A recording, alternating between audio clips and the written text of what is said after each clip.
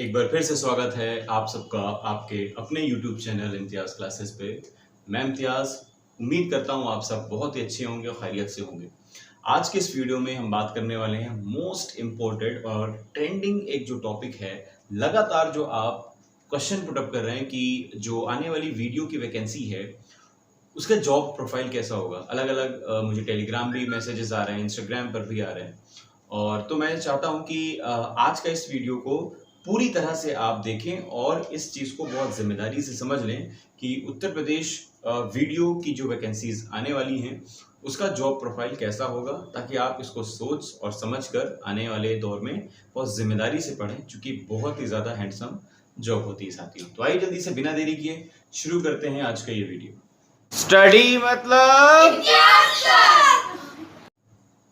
Video शुरू करने से पहले मैं आप सभी से रिक्वेस्ट करना चाहूंगा कि अगर आप हमारे चैनल में नए हैं तो जल्दी से चैनल को सब्सक्राइब कर दीजिएगा, अदरवाइज बाद में आप भूल जाएंगे। और वीडियो अच्छा लगे तो अंत में जाकर इसको लाइक जरूर करिएगा और शेयर करके अपने उन दोस्तों तक इस बात को जरूर पहुंचाइएगा कि ये जॉब प्रोफाइल बहुत ही ज़्यादा प्रॉफिटेबल है और इसको अप्लाई ज़रूर करें आने वाले टाइम पर जब इसका नोटिफिकेशन आ जाएगा, और इसको ज़रूर करें। तो आइए शुरू करते हैं। देखिए, आज के इस वीडियो में हम बात करने वाले हैं उत्तर प्रदेश ग्राम विकास अधिकारी के बारे में, जो आने वाली वैकेंसी होगी। अच्छा, नाम तो यहाँ पर उत्तर प्रदेश सरकार से मैंने लिखा हुआ है, लेकिन दरअसल ये जो वीडियो की जॉब है ये पूरे देश भर में है। तो इसका अलग अलग जो राज्यों में वैकेंसीज आती हैं तो लगभग जॉब प्रोफाइल ऐसा ही रहता है। अगर आप किसी भी राज्य में हैं और ये वीडियो आप देख रहे हैं तब भी इसका जॉब प्रोफाइल लगभग सिमिलर ही रहता है। तो आइए शुरू करते हैं। सबसे पहले अगर आप वीडियो के बारे में जानना चाहते हैं तो सबसे पहली जो एक दिल में एक फीलिंग्स पैदा होती हैं कि भाई इसका सैलरी पैकेज क्या होता है। तो सैलरी के लिए मैं आपसे समझाना ये चाहूँगा कि देखिए, सबसे पहले तो देख लीजिए, क्योंकि इसके पहले मैं ज्वाइनिंग का जो प्रोसीजर है वो सब कुछ आपको बता चुका हूँ। आपके कमेंट के हिसाब से मैं यहाँ पर आगे की डिटेल आपको दे रहा हूँ।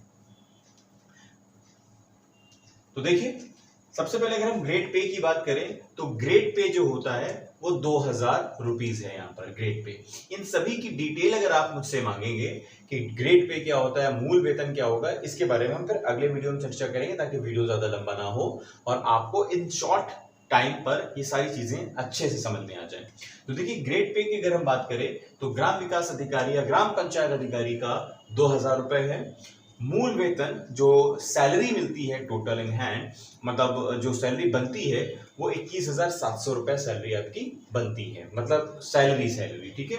बाकी चीजें जो इन अलग से चीजें हैं सैलरी में वो हटा दिया जाए तो जो मूल वेतन बनता है वो 21,700 का बनता है। महंगाई भत्ता अलग अलग शहरों में, अलग अलग गांव में, अलग अलग कस्बों में जहां पर ये ग्राम विकास अधिकारी काम करते हैं उनको उसी जगह का महंगाई भत्ता दिया जाता है। मान लीजिए अगर आप एक शहर में हैं तो अलग महंगाई भत्ता हो सकता है, आप अगर किसी कस्बे में हैं और डेवलप्ड है तो अलग महंगाई भत्ता हो सकता है, और अगर किसी ग्राम में है तो अलग महंगाई भत्ता यहाँ पर हो सकता है। ठीक है, लेकिन इसमें है क्या कि जनरली जो चीजें कैलकुलेटेड होती है वो 17% महंगाई भत्ता यहाँ पर उसका बनता है। 3,689 रुपया इसका करीब बनेगा जाकर। एचआरए की बात करें तो सेम उसी तरह एचआरए भी है। तो एचआरए का भी प्रोसीजर ऐसे ही है, जहां जिस तरह की जैसे उसकी पोस्टिंग है गांव कस्बा या ग्राम में तो उसको 800 रुपए बनता है। यहाँ पर मैं आपसे बताना चाहूंगा कि 800 रुपए फिक्स इस बात पर समझिए, क्योंकि ये जो 800 रुपया होता है वो ग्राम विकास अधिकारी को किसी ग्राम के लिए ही मिलता है, क्योंकि ये जॉब प्रोफाइल ही ऐसी है कि ज्यादातर इसमें लोगों की जो ज्वाइनिंग होती है वो किसी न किसी गांव में ही होती है। इसलिए मानकर चलिए कि गांव के जितने भी लोग हों, मतलब इस जितने भी सैलरी पैकेज जो मिलता होगा, जो एचआरए मिलेगा आपको वो 800 रुपए ही मिलने वाला है, क्योंकि पोस्टिंग जो होगी वो आपकी किसी न किसी ग्राम में ही होने वाली है। अभी हम बात करें अगर एनपीएस की, तो एनपीएस जो एक्स्ट्रा चार्जेस होते हैं अलग अलग चीज़ों के, किसी भी गवर्नमेंट वैकेंसी के बाद जब आपकी जो ज्वाइनिंग हो जाती है वो उसको एनपीएस कहते हैं। तो एनपीएस में टोटल जितनी सैलरी आपकी बनती है उसका 10% आपसे काटा जाता है, और इसी में अलग से बीमा का भी 100 रुपया ऐड होता है। बीमा का 100 रुपया भी ऐड होता है। तो अगर ये टोटल खर्चे निकाले जाते हैं आपको तो ये बनता है जाकर काट पीट कर, सब ये माइनस हो जाएगा क्योंकि एनपीएस जो होता है वो कट जाता है आपका 10% का हिसाब से। तो ये काट पीट कर जो आपकी सैलरी बनती है वो बनती है करीब जाके 22,650 रुपया। याद रखिएगा सैलरी तो ज्यादा बनी थी, क्योंकि आपकी सैलरी एनपीएस के फॉर्म में कटी हुई है, तो इस वजह से आपकी इन हैंड जो सैलरी आई है वो 22,650 रुपए सैलरी बनी है आपकी। उम्मीद है ये जॉब से रिलेटेड जो सैलरी का इशू है वो आपका अभी क्लियर हो गया होगा।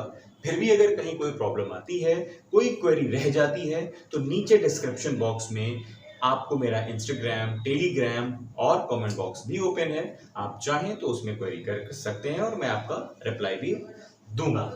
अब बात करते हैं हम लोग ट्रेनिंग की। जब आप सिलेक्ट हो जाते हैं, सैलरी भी अब आपने जो है अपनी तय कर ली, तो अब आपको जरूरत पड़ेगी कि आप किसी विभाग में अगर गए हैं तो आप ट्रेनिंग कैसे लेंगे। तो जॉब प्रोफाइल के साथ साथ आपको ट्रेनिंग की भी समझनी बात चाहिए कि देखिए जो ट्रेनिंग होती है तो वो ट्रेनिंग करीब 1 से 1.5 माह की, यहाँ पर 1 से 1.5 महीने की ट्रेनिंग होती है।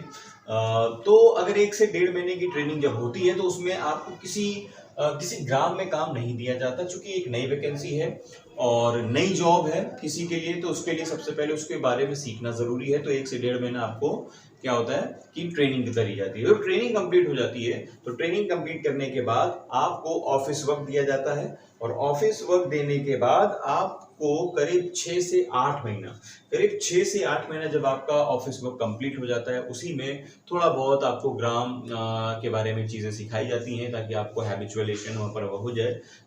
इस तरह जब ये 6 से 8 महीना कंप्लीट हो जाता है, तब 2 से 4 गांव की जिम्मेदारियां आपको मिलती हैं ताकि आप वहां पर काम कर सकें अंडर सुपरविजन। आप अपने सीनियर्स के साथ अंडर सुपरविजन में जाकर वहां पर अब आप काम कर सकते हैं और वहां ये जान सकते हैं किसी गांव का विकास कैसे किया जाता है। तो उम्मीद है ये भी बात आपको समझ में आ गई होगी कि 1 से 1.5 महीना की ट्रेनिंग के बाद ऑफिस वर्क में भी 6 से 8 महीना है, कभी कभी तो किसी को 8 से ज्यादा भी लग जाता है, जो जैसा उसकी समझ होती है। और उसके बाद आपको 1 साल के आसपास आपको गांव में उतारा जाता है, क्योंकि एक एक ग्राम विकास अधिकारी के सर पर कई ग्रामों का विकास करने की जिम्मेदारी होती है। तो आसान नहीं है, इसलिए उसको पूरी तरह से पहले ट्रेन किया जाता है। ट्रेन करने के बाद ही उससे एक्सपेक्ट किया जाता है कि वो गवर्नमेंट की स्कीम्स को धरातल पर, जमीन पर उतार सके। एट लास्ट अब हम बात करने वाले हैं जॉब वर्क की, देन उसके बाद प्रमोशन की। अब जाइए जॉब वर्क क्या है। अब आप सेलेक्ट भी हो गए, अब आपको सैलरी भी पता चल गई, आपको ये भी पता चल गया कि आपने ट्रेनिंग कैसे करनी है। अब अल्टीमेटली आपको ये बहुत ज्यादा जरूरी है जानना कि ये बताइए कि भाई हमको करना क्या क्या होगा। देखिए एक चीज समझ लीजिए कि जैसा कि नाम ही लिखा हुआ है ग्राम विकास अधिकारी, अधिकारी जानते हैं क्यों है? क्योंकि ये अपने आप में एक बहुत ही रेप्यूटेड जॉब है। क्योंकि जिस तरह एक डीएम, डिस्ट्रिक्ट मैजिस्ट्रेट, पूरे whole of city, whole of district का जो होता है इंचार्ज होता है, उसी तरह एक ग्राम का या उसको मिलने वाले जितने भी ग्राम हैं उसका वो मालिक होता है। उसमें जितनी भी योजनाएं सरकारी होती हैं उनको अमली जामा पहनाने का काम एक वीडियो ही करता है। इस बात से इतना, इसकी ताकत से इतना अंदाजा लगा लीजिए कि उसकी मर्जी के बगैर कोई भी सरकारी स्कीम उस ग्राम तक नहीं पहुंचती है। जिस तरह किसी जिले में बिना डीएम की परमिशन के कोई भी स्कीम नहीं उतरती, उस तरह किसी भी ग्राम में ग्राम विकास अधिकारी के बगैर, उसके सिग्नेचर के बगैर कतई कोई काम होने वाला नहीं है। अब यहाँ पर एक कैरेक्टर और है ग्राम प्रधान का, और दूसरा कैरेक्टर है ग्राम विकास अधिकारी का। ये दोनों ही ग्राम से रिलेटेड हैं। अब इन दोनों के बारे में समझ लीजिए। जो ग्राम प्रधान होता है वो इलेक्टेड होता है, वो जनप्रतिनिधि होता है, गांव के लोगों ने उसे चुना होता है विकास के लिए। तो उसकी जिम्मेदारी भी होती है किसी गांव के विकास को पूरा करना। लेकिन जनप्रतिनिधि में और सरकार के प्रतिनिधि में फर्क है।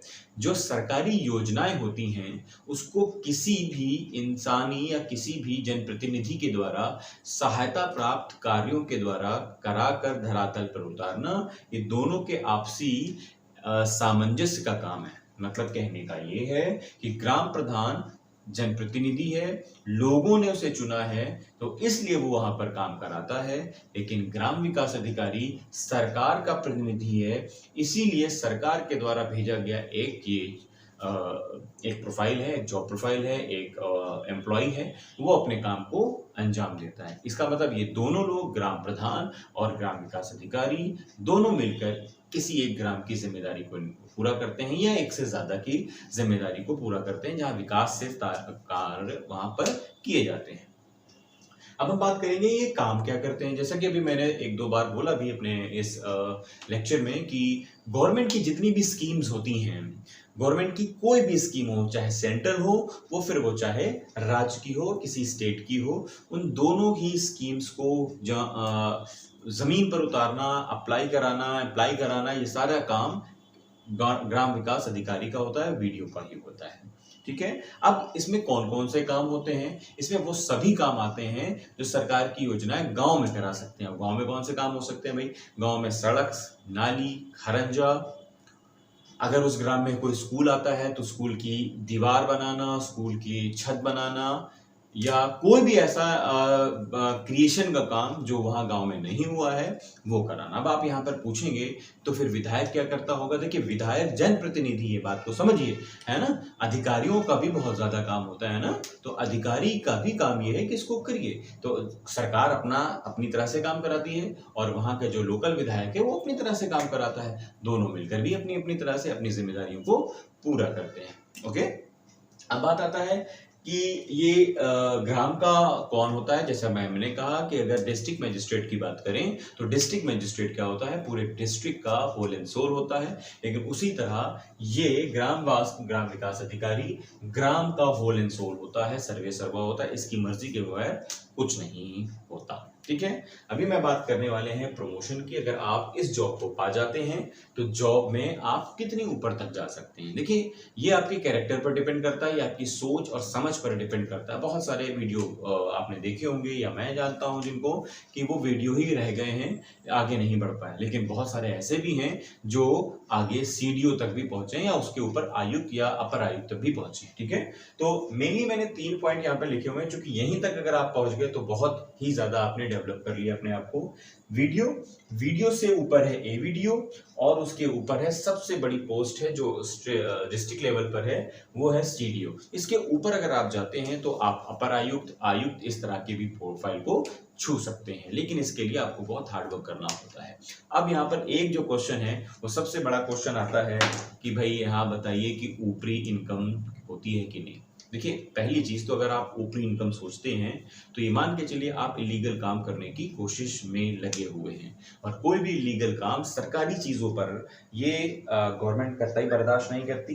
तो इसके लिए आपको अपनी जॉब खोनी भी पड़ सकती है। आप अपनी जॉब से जा सकते हैं, आप करप्शन के फेरे में आ सकते हैं, लेकिन आपको उसके बावजूद कोई चिंता नहीं है।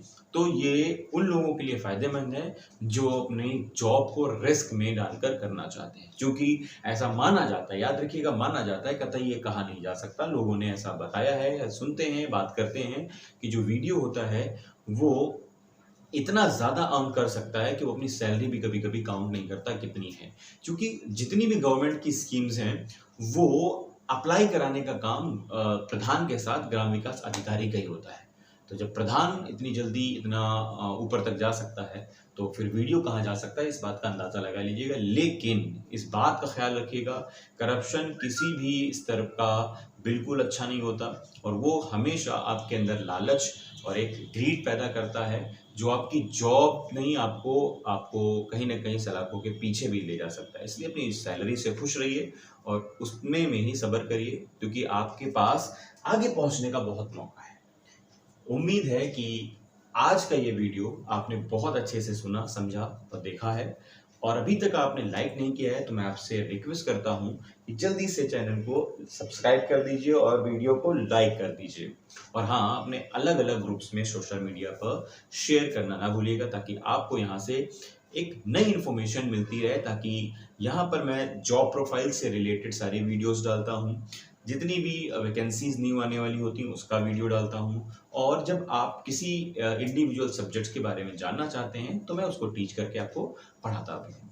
डिस्क्रिप्शन बॉक्स में मेरे कुछ अलग से चैनल्स भी हैं, कृपया उस पर जाकर अपना आशीर्वाद, दुआएं और प्यार जरूर दीजिएगा। ठीक है। किसी तरह की अलग से क्वेरी हो तो आप कमेंट बॉक्स में कमेंट भी कर सकते हैं, या इंस्टाग्राम टेलीग्राम पर भी मैसेज कर सकते हैं।